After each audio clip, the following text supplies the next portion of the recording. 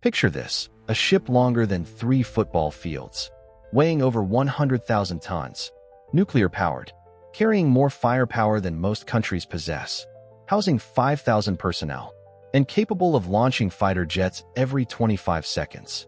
This is a U.S. Navy aircraft carrier, and it's not just a ship, it's a statement, a warning, a fortress that moves at 35 miles per hour across any ocean on Earth. But here's what makes it truly terrifying. The carrier itself? That's just the centerpiece. What protects it is an entire battle fleet. A technological web of sensors, missiles, and firepower so advanced that attacking one isn't just dangerous. It's practically suicide. Today, we're breaking down exactly why U.S. aircraft carriers are the most protected vessels ever created. Let's dive in. Here's the first rule about aircraft carriers. They never sail alone. Ever. When you see a carrier on the horizon, what you're actually looking at is a carrier strike group, a floating war machine that typically consists of 7 to 10 ships working as one coordinated unit.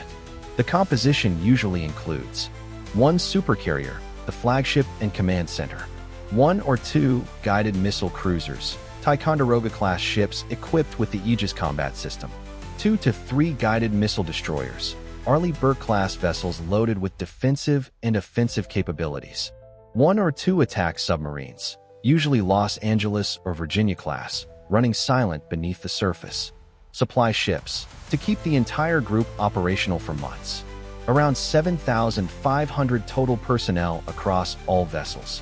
But it's not just the number of ships, it's how they work together. Every vessel in the strike group has overlapping defensive capabilities, creating multiple layers of protection. This is called defense in depth. Think of it like a castle with multiple walls, moats, and guard towers. Except this castle can move at 30 knots and defend an area the size of Texas. Now let's talk about what's on the carrier. The air wing. A typical modern carrier air wing consists of approximately 60 to 70 aircraft organized into specialized squadrons. Strike fighters. 4 squadrons of F divided by a -18E divided by F Super Hornets. About 40 plus aircraft total. These multi-role jets can attack targets hundreds of miles away or defend the carrier from incoming threats. The Navy is also integrating F-35C Lightning II stealth fighters, which will eventually form 116 aircraft squadron per carrier. Electronic warfare. 5EA, 18G Growler aircraft that can jam enemy radar and communications. If an adversary tries to target the carrier, these aircraft can blind their guidance systems. Early warning. 4 to 5E, 2D advanced Hawkeye aircraft. These are radar planes that can detect threats, aircraft, missiles, even periscopes, from hundreds of miles away. They're the carrier's eyes in the sky, seeing threats long before they become dangerous. Helicopters. Multiple MH-60R and MH-60S Seahawks for anti-submarine warfare, search and rescue, and anti-surface operations. These helicopters can hunt submarines using advanced sonar and torpedoes. Refueling drones. The Navy is adding MQ-25 Stingray unmanned tankers, which extend the range of manned aircraft even further. The carrier can launch aircraft every 25 seconds using steam catapults, or on newer Ford-class carriers, electromagnetic launch systems. That means the carrier can put a defensive screen in the air within minutes of detecting a threat. Now here's where it gets really interesting. The defensive systems. Carriers and their escort ships employ a multi-layered defense strategy designed to stop threats at different ranges. Layer 1. Long-range defense, 100 plus miles. The Aegis Combat System on Ticonderoga-class cruisers and Arleigh Burke-class destroyers uses powerful SPY-1 radar to track hundreds of targets simultaneously. These ships fire SM-2, SM-3, and SM-6 missiles capable of intercepting aircraft, cruise missiles, and even ballistic missiles in their terminal phase. The SM-6 is particularly impressive. It can engage both ballistic and cruise missiles and has been tested against hypersonic threats. This creates an outer defensive bubble where threats are intercepted far from the carrier. Layer 2. Medium-range defense, 10 to 30 miles. The evolved Sea Sparrow missile, or ESSM Block 2, provides medium-range interception. These missiles use active radar homing to track and destroy supersonic sea-skimming missiles. The the kind designed specifically to evade detection by flying just above the water. Layer 3. Close-in defense, 1 to 2 miles. This is the last line of defense, and it's absolutely brutal. The Phalanx CIWS, Close-in Weapon System, pronounced CIWS, is a radar-guided 20mm Gatling gun that fires 4,500 rounds per minute. That's 75 bullets every second. It's designed to create a wall of tungsten that shreds incoming missiles and small boats. The system is fully automated. It detects threats, tracks them, and fires without human input. By the time you see the Phalanx rotating toward you, it's already too late. Carriers also carry the Rolling Airframe Missile, or RAM. These are small, agile missiles designed as a backup to the Phalanx. They can engage multiple threats simultaneously and are highly effective against anti-ship missiles. Layer 4. Electronic Warfare and Countermeasures ships employ the Surface Electronic Warfare Improvement Program, or SEWIP Block 3. This advanced system can jam incoming missile guidance systems, making it nearly impossible for weapons to track the carrier. Additionally, carriers use decoys, devices that mimic the ship's radar signature, to confuse incoming weapons. Some systems can even detect and destroy incoming torpedoes using counter-torpedo systems that are essentially tiny underwater missiles. Here's something most people don't think about: the attack submarines.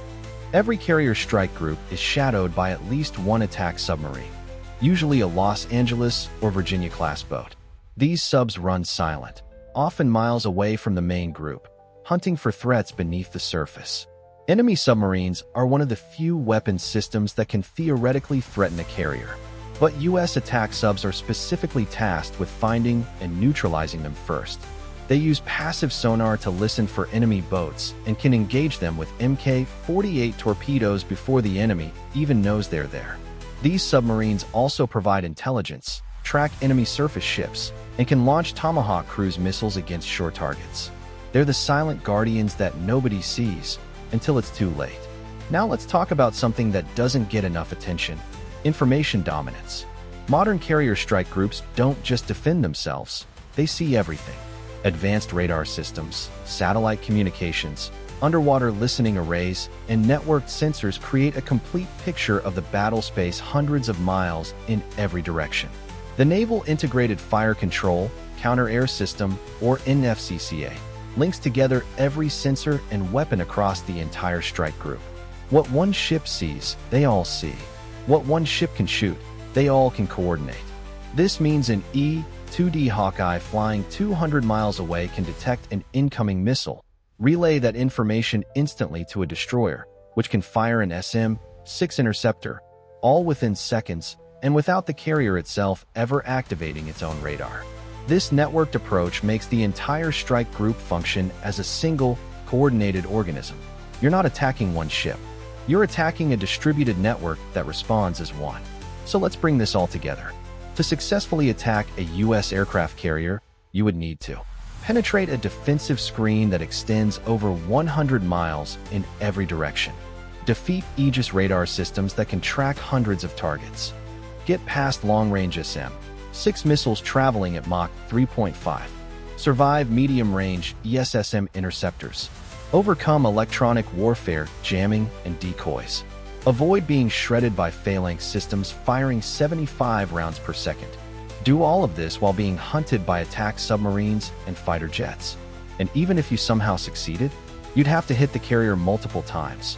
These ships are built with armored compartments, redundant systems, and damage control teams trained to handle catastrophic hits.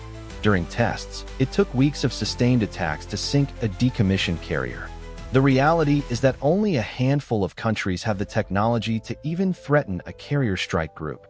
And even then, success would require overwhelming numbers, advanced coordination, and a willingness to accept massive losses. That's why, for over 80 years, no enemy force has successfully sunk a U.S. aircraft carrier in combat. Not because they haven't tried, but because the defensive systems, the personnel, and the strategy are simply that good. So what do you think? Could anything defeat a modern carrier strike group? What threats do you think pose the biggest risk? Let us know in the comments. If you found this breakdown fascinating, Hit that like button and subscribe for more deep dives into military technology and naval warfare. Thanks for watching. Stay curious, stay sharp,